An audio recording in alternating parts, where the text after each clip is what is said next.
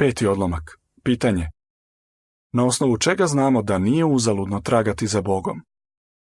Da li je uzaludno tragati za Bogom?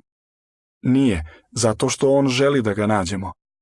Apostol Pavle je to jasno rekao kada je svedočio ljudima okupljenim na Areopagu. Odatle se mogao vidjeti Partenon, hram posvećen boginji Atini, zaštitnici drevnog grada koji je po njoj dobio ime.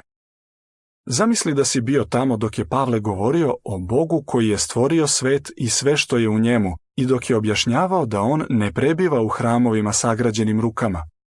On je još rekao da je Bog od jednog čoveka načinio sav ljudski rod da prebiva po celoj zemlji i odredio je vremena i postavio granice njihovog stanovanja da traže Boga, ne bi li ga nekako napipali i našli, iako nije daleko ni od koga od nas.